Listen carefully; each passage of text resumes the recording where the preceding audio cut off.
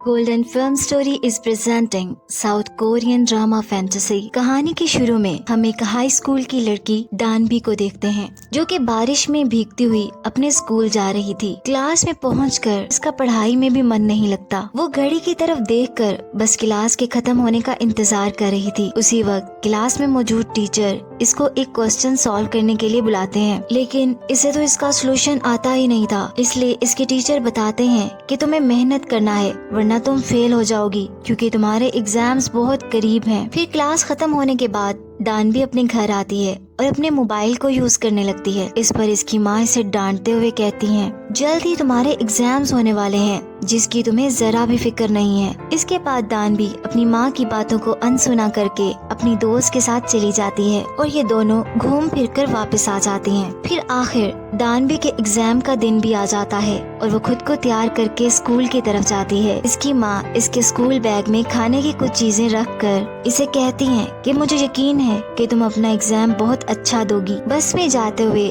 डानबी बहुत परेशान है और इस एग्जाम की टेंशन की वजह से वो अपनी अम्ब्रेला भी बस में ही भूल जाती है। स्कूल के बाहर पहुंचकर वो देखती है कि बच्चों के पेरेंट्स बाहर खड़े अपने बच्चों को बेस्ट ऑफ लक बोल रहे थे। अब यहाँ तो डानबी की परेशानी और भी बढ़ जाती है और इसी डर में वो अपना एग्जाम देना नहीं चाहती, जिसकी वजह से वो स्कूल से भागकर एक प्लेग्राउंड में आ जाती है। बारिश बहुत तेज हो रही थी। इसी दौरान डानबी वहाँ पानी से भरे एक घड़े को देखती है। इस घड़े के पास खड़े होकर वो ऊपर वाले से दुआ करने लगती है कि मुझे इस बोरिंग लाइफ से किसी भी तरीके से आजाद कर दें ताकि वो इस एग्जाम से बच जाए। फिर उसे वहाँ कुछ आवाजें आ रही थी। वो इधर उधर देखती है लेकिन इर्द गिर्द तो कोई भी नहीं था। लेकिन वो ये सोचती है कि शायद आवाज घड़े से आ रही है और जो इसने दुआ की है ये शायद उसी वजह से हो। फिर सीन पुराने वक्तों में जॉसन डेंसिटी में शिफ्ट होता है जहाँ एक बादशाह का महल है और बादशाह के साथ बहुत सारे लोग वहाँ इकट्ठे हैं जो बारिश लाने के लिए किसी रिचुअल को परफॉर्म कर रहे होते हैं और वहाँ एक गमले को इन्होंने पानी से भी भर रखा था। अब दोबारा सीन प्रेजेंट में आता है जहाँ डानबी को हम दोबारा देखते हैं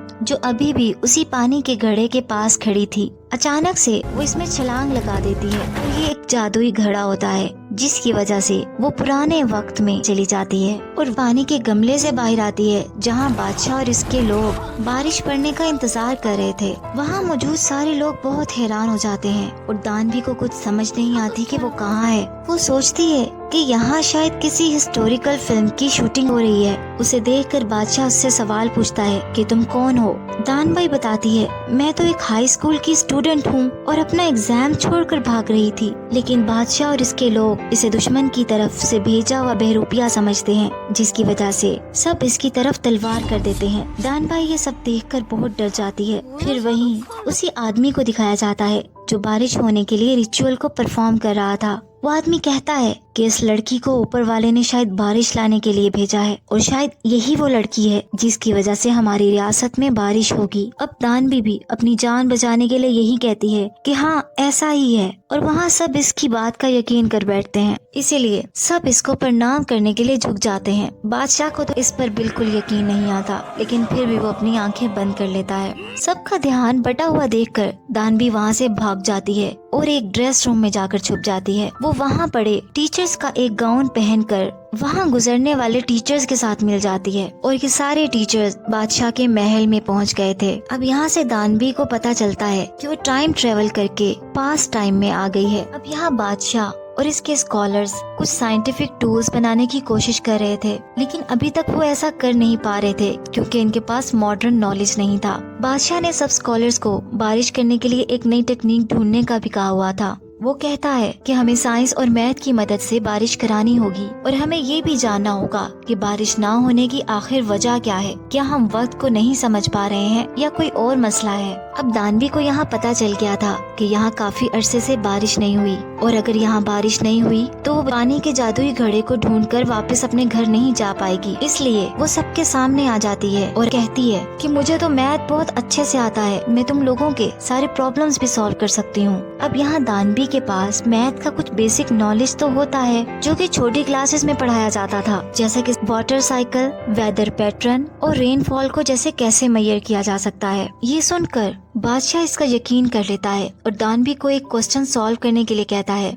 जिससे दानवी बहुत आसानी से सॉल्व कर लेती है। वो लैंग्वेज तो नहीं समझ पाई थी, लेकिन डायग्राम देख के उसे समझ आ गई थी। बादशाह ये सब देखकर बहुत हैरान हो जाता है, क्योंकि बड़े बड़े स्कॉलर्स इस क्वेश्चन को सॉल्व नहीं कर पा रहे थे। हकीकत में बात कुछ यूँ थी कि दानवी का सॉल्व किया हुआ क्वेश्चन प्रेजेंट टाइम में कोई भी बच्चा आसानी से सॉल्व कर सकता था, लेकिन बादशाह दानवी से इतना इम्प्रेस होता है कि वो इसे अपना टीचर बनाने का ऐलान करता है और वो कहता है दानवी अब मुझे मैथ पढ़ाएगी। अब वो ये जान गया था कि दानवी फ्यूचर टाइम से आई है, तो वो दानवी से वादा करता है कि अगर तुम हमारी बारिश लाने में मदद करोगी तो मैं तुम्हें वापस तुम्हारे वक्त में भेज दूंगा। अब दानवी को महल के पास एक घर रहने के लिए दिया जाता है और इसकी हिफाजत के लिए एक बॉडीगार्ड भी रखा जाता है। अब दानवी टीचर का ड्रेस पहनकर बादशाह को पढ़ाने लगी थी। पहले दिन दानवी बादशाह को टेबल याद कराते हुए बड़ा प्राउड फील करती है, क्योंकि वो खुद को एक बड़ा टीचर समझने लगी थी। बादशाह को तो इसके सामने कुछ भी नहीं आता था। इसके बाद वो दूसरे टीचर्स को भी पढ़ाने लगी थी और साइंस के बारे में भी इनको इन्फॉर्मेशन देती है। और यहाँ वो बहुत खुश थी, क्योंकि यहाँ इसको बड़ा मान सम्मान मिल रहा था। दानवी बादशाह को पढ़ाने में बहुत ज्यादा मेहनत कर रही थी, क्योंकि बारिश आने पर वो यहाँ से जा सकती थी। अब दानवी बादशाह को पसंद भी करने लगी थी। फिर एक दिन जब दानवी बादशाह को पढ़ा रही थी तो बादशाह की मलका आ जाती है, जिसकी शक्ल हूबहू इसकी दोस्त जैसी थी। अब दानवी यहाँ तो बहुत हैरान हो जाती है। अगले दिन क्वीन को उस रियासत के मिनिस्टर के साथ दिखाया जाता है। वो क्वीन को कहता है कि तुम्हें दानवी के बारे में बहुत सावधान रहना है। फिर एक दिन बादशाह दानवी को अपने महल के पास उसके घर छोड़ने जा रहा था, तो वो उसे बताता है कि मैं चाहता हूँ कि तुम हमेशा मेरी रियासत में रहो और मैं तुम्हें बहुत सारी चीजें गिफ्ट करूँगा, क्योंकि मुझे अपनी रियासत को डेवलप करना है, जिसकी वजह से मैं मैथ और साइंस सीखना चाहता हूँ। लेकिन दानवी उसे कहती है मैं तो यहाँ सिर्फ कुछ दिन ही रुकूंगी और मैं अपने घर जाना चाहती हूँ। इन दोनों की बातें मिनिस्टर का भेजा हुआ आदमी चुपके से सुन रहा था और वो सारी बातें मिनिस्टर को बता देता है कि दानवी की बादशाह बहुत फिक्र कर रहा है और हमें कुछ ऐसा करना होगा कि बादशाह इसके खिलाफ होकर दानवी को सजा दे दे। अगली सुबह मिनिस्टर के कहने पर मिनिस्टर के आदमी दानवी को गिरफ्तार करके बादशाह के सामने लाते हैं और मिनिस्टर बताता है कि दानवी ने हमारी रियासत का इक्विपमेंट चोरी किया है। यहाँ तो मिनिस्टर ने एक दानवी के खिलाफ एक खेल रचा हुआ था ताकि बादशाह दानवी से नफरत करे, और मिनिस्टर कहता है कि दानवी को इस रियासत से वापस भेजना होगा, वरना ये हम सब के लिए खतरा बन जाएगी। लेकिन इसके जवाब में बादशाह सबको कहता है कि दानवी एक ज़हीन लड़की है और मैं इससे बहुत सी चीजें सीखता हूँ ताकि तुम सबका भला कर सकूं। बादशाह की बातें सुनकर मिनिस्टर कहता है कि अच्छा, अगर ये बहुत ज़हीन है तो इसे हमारे लिए एक वाटर क्लॉक बनानी होगी, क्योंकि हम नहीं जानते कि टाइम कैसे देखा जाता है। और यही बात वहाँ से मौजूद सारे लोग करने लगते हैं, जिसकी वजह से बादशाह को इनकी बात माननी पड़ती है। फिर ये फैसला किया जाता है कि जब तक दानवी वाटर क्लॉक नहीं बना लेती वो महल में आ ही नहीं सकती। अब दानवी बहुत परेशान थी, क्योंकि अब वो बादशाह से भी उस वक्त तक नहीं मिल सकती थी और ना उसको पढ़ा सकती थी जब तक वो वाटर क्लॉक ना बना ले। इसीलिए वो अपने साथ बॉडीगार्ड से पूछती है कि क्या तुम मेरी मदद कर सकते हो ताकि मैं इन सबको कैलकुलेशन करके दूं और वाटर क्लॉक बना लूं। कुछ सोचने के बाद इसका बॉडीगार्ड मान जाता है, क्योंकि वो जानता है कि दानवी अगर ऐसा ना कर पाई तो इसे जान से मार दिया जाएगा। अब दानवी एक बहुत मेहनती लड़की बन जाती है। इसका बॉडीगार्ड भी इसकी मदद करता है। आखिर कुछ दिनों की मेहनत से दानवी वो वाटर क्लॉक बनाने में कामयाब हो जाती है। फिर आखिर में हम देखते हैं कि बादशाह की रियासत में बारिश होने लगती है और बादशाह खुशी से भागता हुआ दानवी से मिलने आता है, क्योंकि बादशाह ने दानवी से वादा किया था कि बारिश हो जाने के बाद वो टाइम ट्रेवल के जरिए उसे फ्यूचर में भेज देगा। और शायद अब दानवी के जाने का वक्त भी आ गया था। बादशाह दानवी के पास पहुंचकर बताता है कि मैं ये बिल्कुल नहीं चाहता कि तुम यहाँ से जाओ। ये सुनकर दानवी बताती है कि मैंने वाटर क्लॉक बना लिया है और मैं अपनी दुनिया में वापस जाना चाहती हूँ। अब वहाँ पानी के घड़े में टाइम ट्रेवल पोर्टल दिखने लगा था, लेकिन बादशाह इसे रोक लेता है और वो रुक भी जाती है। लेकिन मिनिस्टर का आदमी वहाँ पहुँच गया था और बादशाह को अब यकीन था कि मिनिस्टर दानवी को जान से मरवा देगा, इसलिए वो इसकी जान बचाने के लिए दानवी को बॉडीगार्ड के साथ घोड़े पर बिठाकर भगा देता है। लेकिन कहानी में ट्विस्ट आता है और यहाँ ये पता चलता है कि बॉडीगार्ड तो मिनिस्टर का ही आदमी था। अब बॉडीगार्ड दानवी को किसी भी वक्त मार सकता था, लेकिन वो ऐसा नहीं करता। फिर इसके बाद मिनिस्टर कुछ आदमियों को दानवी की जान लेने के लिए भेजता है, तो यहाँ बॉडीगार्ड दानवी की मदद करते हुए इसको घोड़े पर बिठाकर भगा देता है और मिनिस्टर के भेजे हुए आदमियों के साथ खूब फाइट करता है। अब क्वीन ये सब जान गई थी कि मिनिस्टर ने दानवी को मरवाने की कोशिश की है, इसलिए वो भी जंगल की तरफ जाती है, क्योंकि वो ये जान गई थी कि दानवी बादशाह की नजर में एक अच्छी लड़की है। अब दानवी जंगल से बहुत दूर आ चुकी थी और बादशाह भी इसे ढूंढते ढूंढते वहाँ पहुँच चुका था। इसके बाद बादशाह और दानवी बैठकर बातें कर रहे होते हैं, जहाँ दानवी बताती है, मैं कोई मैथमेटिशियन नहीं हूँ, बल्कि मुझे मैथ सब्जेक्ट तो अच्छा ही नहीं लगता। ये सुनकर बादशाह दानवी की मासूमियत पर मुस्कुराने लगता है। अगली सुबह बादशाह दानवी को महल वापस ले आता है और सभी को बताता है कि दानवी ने वाटर क्लॉक बना लिया है, जिसकी वजह से इसकी सजा माफ कर दी गई है। सब लोग इसकी बात से खुश नहीं थे, क्योंकि वो दानवी को बादशाह के साथ नहीं देखना चाहते। फिर दानवी क्वीन से मिलती है और अपने स्कूल बैग से इसे खाने पीने की चीजें निकाल कर देती है। यहाँ क्वीन भी जान गई थी कि दानवी ऐसी लड़की है जो किसी को नुकसान तो बिल्कुल भी नहीं पहुँचा सकती। और फिर क्वीन बादशाह को इजाजत दे देती है कि तुम दानवी को महल में रख सकते हो। फिर दानवी जब महल में होती है तो बादशाह इसे बताता है, मैं इस रियासत के लिए एक नई लैंग्वेज तलाश करना चाहता हूँ और मुझे तुम्हारी मदद चाहिए। दानवी इसकी मदद करने के लिए तैयार हो जाती है। अब वो दोनों मिलकर एक नई लैंग्वेज क्रिएट करने लगते हैं। फिर बादशाह दानवी को एक खुफिया कमरे में लाता है, जहाँ उसी लैंग्वेज के बड़े बड़े पेजेस लटक रहे थे। बादशाह दानवी को वहाँ छोड़कर बाहर किसी काम से जाता है, तो वहाँ मिनिस्टर का भेजा हुआ आदमी दानवी पर आकर हमला करता है, जिससे दानवी बेहोश हो जाती है। इसके बाद वही आदमी उसी कमरे को आग लगाकर भाग जाता है, ताकि दानवी जलकर मर जाए।